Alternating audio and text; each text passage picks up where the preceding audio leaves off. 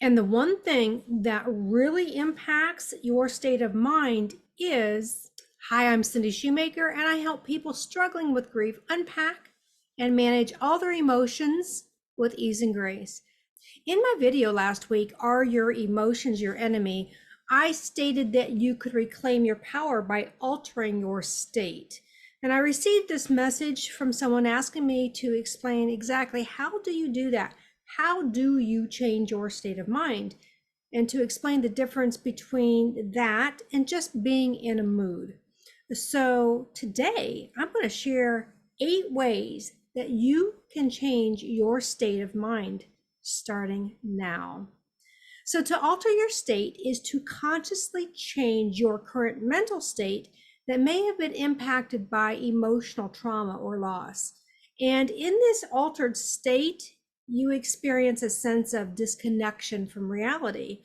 You can experience a dreamlike state or this surreal state. And you might also have an out-of-body sensation. You can feel as though you're in an altered state of consciousness.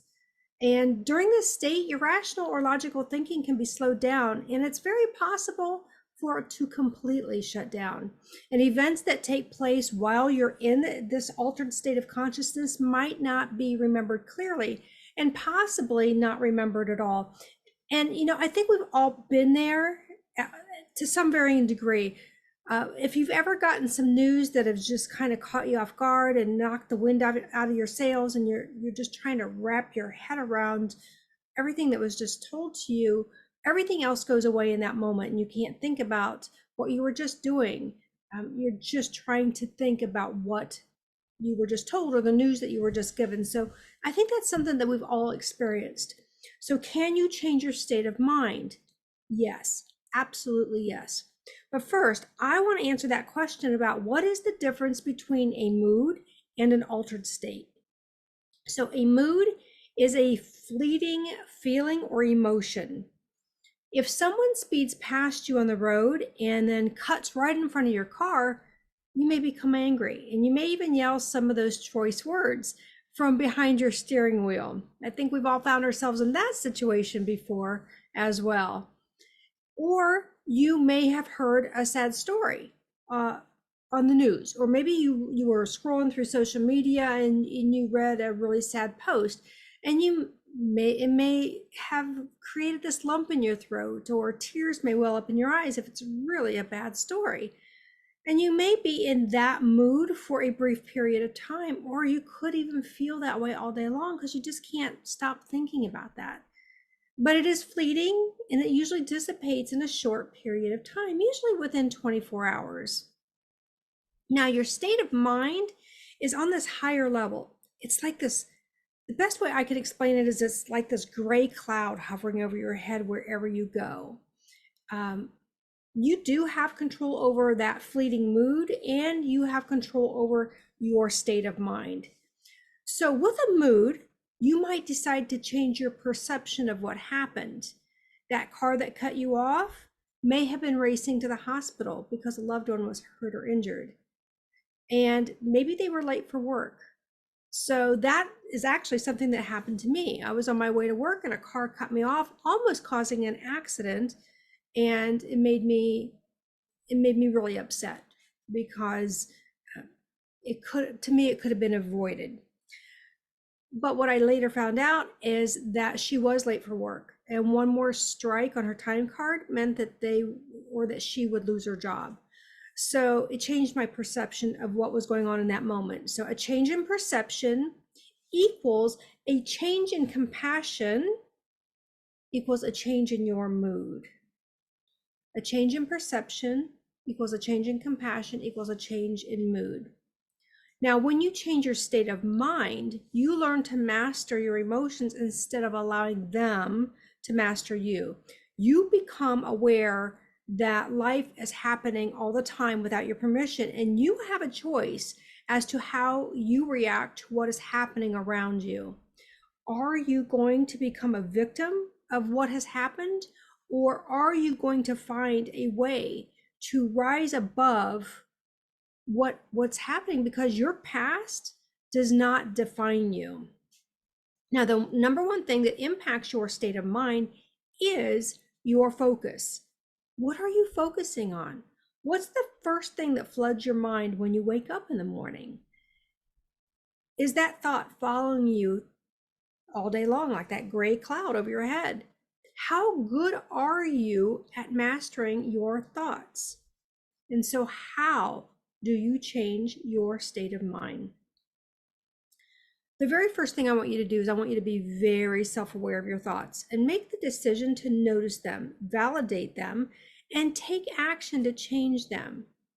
Your quality of life depends on what you do with what's happening all around you. If something happens that you have no control over, you must accept the fact and figure out a way to surrender and let that be.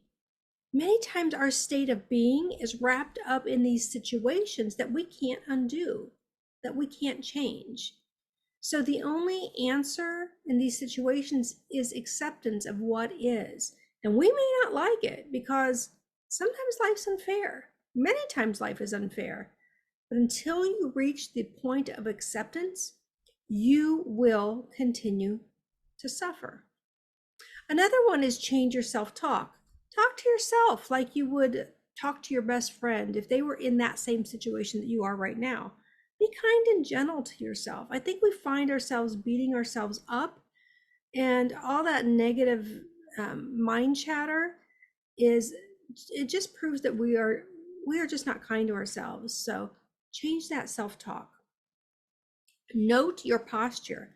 Your body language sends signals to your brain about how you feel. A happy person sits much differently than someone who's sad. So be self-aware of what you're doing with your body and change it when needed, because the mind and the body are very much connected and they both influence each other.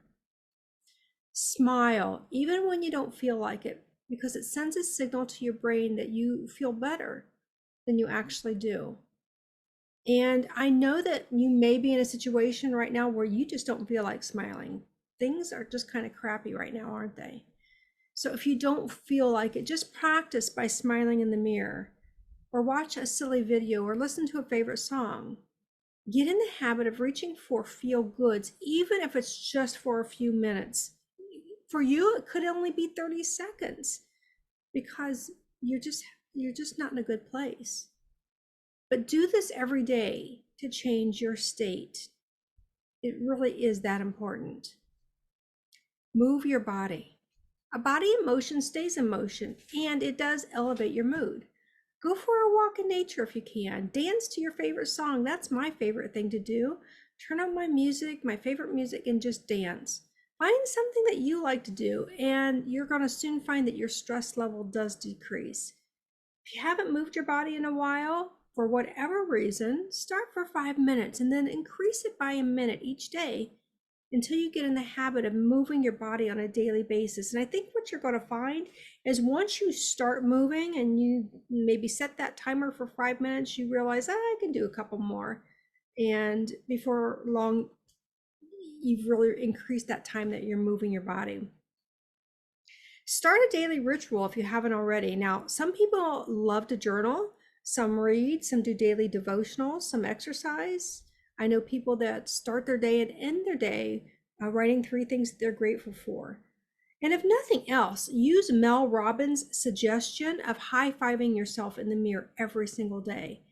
If you haven't heard about that, she has several videos on YouTube explaining how you can drastically change the course of your day just by high-fiving yourself in the mirror. And again, that was Mel Robbins. The next one is take 100% responsibility for your life. No one is going to show up and do the work for you.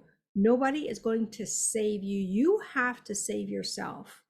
Action produces results. So if you're not loving the life that you have right now, take action to change it. If you don't like your life, there's nobody else that can change it but you.